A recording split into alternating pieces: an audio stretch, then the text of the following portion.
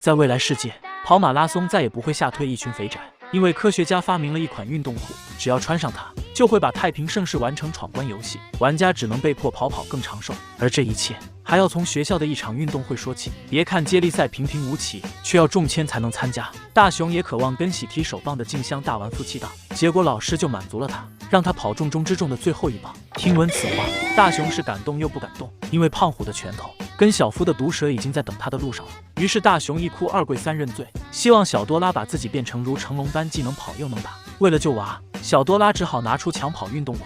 只见大雄1秒变装，然后就知道自己被套路了，因为门外飘来的滚滚浓烟，分明就是老妈炸了厨房。于是两人一脚地板油直接开溜。岂料刚出家门，又遇天外陨石，大雄深知小多拉头铁，便主动卖了队友。还好这只是剧组的海绵特效头头，而逃出升天的大雄又路遇劫匪，他跑他追，他们如胶似漆。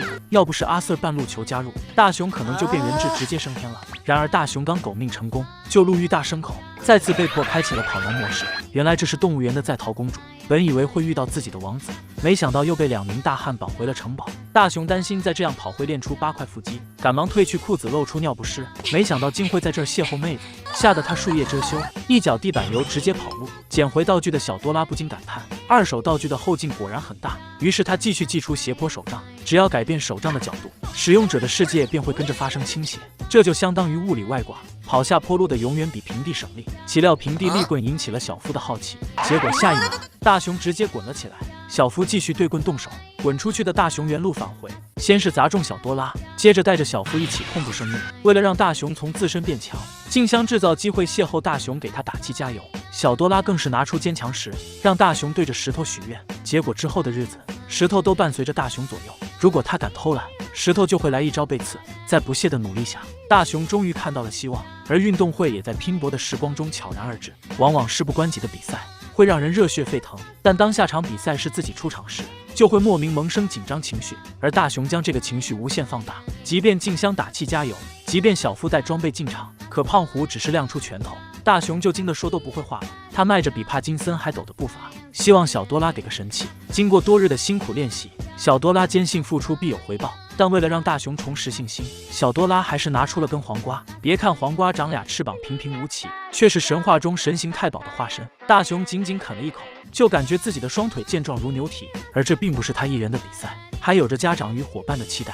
静香作为手棒，虽然没能华丽的跑到第一，却稳稳占据了第2的位置。而小夫也成功接住了静香手中的接力棒，可惜他太急躁，竟在赛场上表演起了五体投地。大雄不仅没责怪，还远程送去鼓励。小夫哭着跑完全程，将棒子交到了胖虎手中。而胖虎不愧是多拉梦中的战斗机，仅凭一己之力从末尾追到首位，之后便是大雄的主场。可他刚起步就被妮妮反超，急得老妈抓住一个秃头就开始拔毛。而大雄也觉得很离谱，跑着跑着就成了第3，眼看在被超越就要垫底，大雄便开始给自己洗脑，认为自己是吃了黄瓜的神仙，那些烂番茄臭鸟蛋根本不是对手。